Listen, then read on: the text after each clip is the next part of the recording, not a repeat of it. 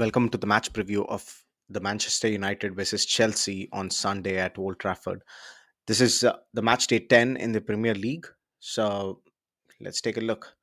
By the way, if you haven't subscribed to the channel, please do so. Since this is a very small channel, your help will go a long way. Thank you. Chelsea are coming into this game with two losses, two wins, and a draw in the last five games. Their losses have come against Liverpool and Newcastle, and both of them were really good games. Chelsea has about 700 players in the club currently, so the manager Enzo Maresca has sorted the team into two teams, sort of one for the Premier League and one for the Conference League and the EFL Cup games so far. I personally feel the Premier League team is much stronger than the other team. They're sitting in the fifth place in the table right now, 7 points above Manchester United. Um, the manager, he's come in and did a fantastic job so far. He's known for his work with Pep Guardiola, so his style of play sort of is very close to that. It's a heavy possession, a progressive style of play, which emphasizes on building out from the back, fluid midfield and overloads, quick transitions, and high defensive line and pressing. He uses a 4-2-3-1 or a 4-3-3 formation. So it's going to be Robert Sanchez at goal, Reece James, the captain, as the right back, Wesley Fofana and Levi Colwell as the centre back partnership, and Mark Cucurella as the left back. In the midfield, it's going to be Moises Caicedo and Romeo Lavia, and Cole Palmer is going to be the attacking midfielder. On the left wing, it's going to be Pedro Neto, and on the right wing, it's going to be Noni Madueke, and the number nine is going to be Nicholas Jackson. The single most important thing in Chelsea's style of play is high possession. The lowest possession Chelsea has had in the last five games is 50% against Newcastle when they won 2-1 at home. They usually have close to about 60% possession in their games. This was the case even against Liverpool. The other crucial part is the high press and recovery. So Chelsea's front line and the midfield are likely to press aggressively, aiming to win the ball high up the pitch. Nicholas Jackson, Madueke, and Pedro Neto are essentially applying press on the United's defense and forcing them to make errors all the time. In addition, Caicedo is Chelsea's enforcer in the midfield. He has amazing ball winning ability and tackling, and this will be very essential in disrupting United's attacking play. Lavia is doing the role of sort of linking defense and attack. He'll be key in controlling possession and initiating the attacking play. When in possession, Chelsea form a sort of a single pivot with Caicedo, and Lavia drifts a little to the left, and Palmer gets all the freedom to roam in the right, where he occupies sort of the half space between Jackson and Madueke. And last but not least, it's the defensive solidity and fast counterattacks. Wesley Fofana and Levi Colwell will lead the high defensive line, providing a compact defensive structure while allowing Chelsea to transition quickly if the possession changes. So that usually goes through Caicedo and Lavia and Palmer. So they they are very good in the center of the pitch. That's what United should keep an eye out for. He uses a 4-2.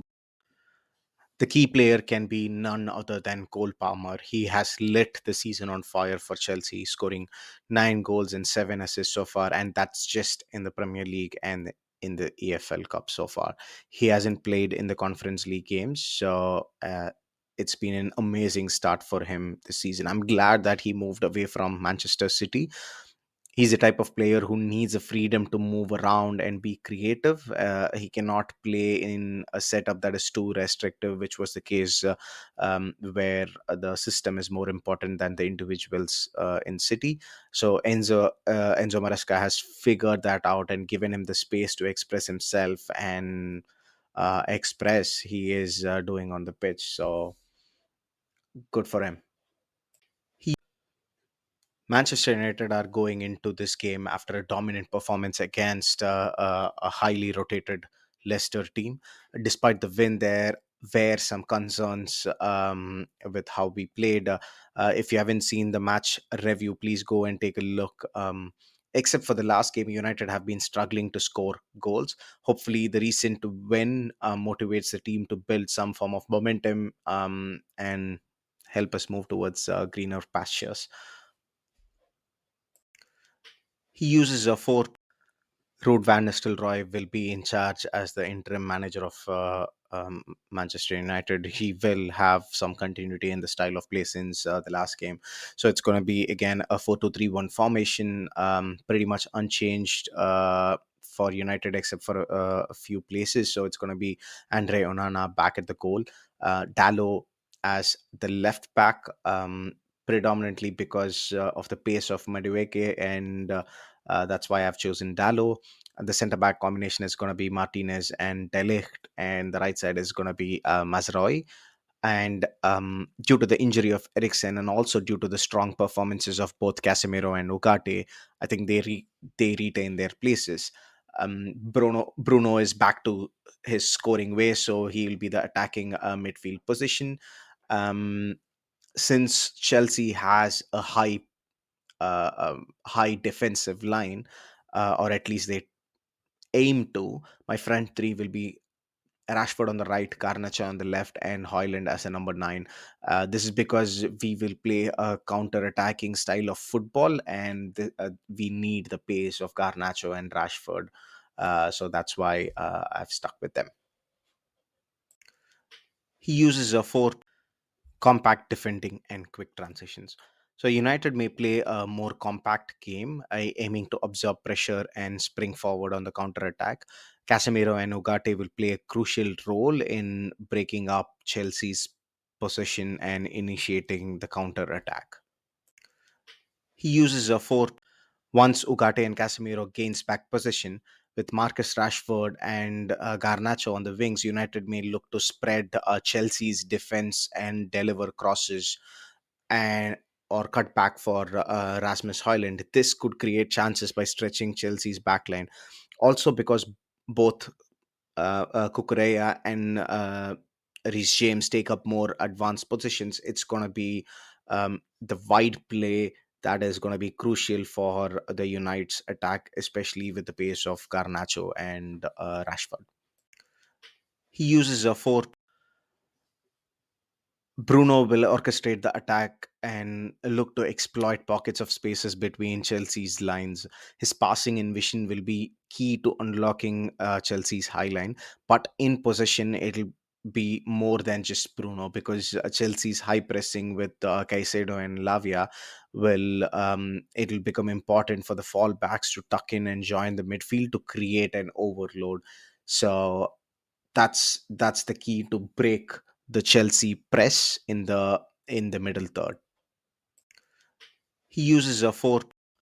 The key player for United will be Garnacho. He's been the single most impactful player for United this season. His pace will be the greatest asset in these types of games. Most of all, he will come up against either Reece James or Malagusto. Malagusto takes up more advanced positions on the field, and Garnacho has a tad bit of pace over Reece James. So it'll be an interesting battle to watch out for. Based on the style of play, I think there will be many goals coming in this match. I'm going for a 3-2 United victory. Let's hope the boys can deliver. If you haven't subscribed to the channel, please do so.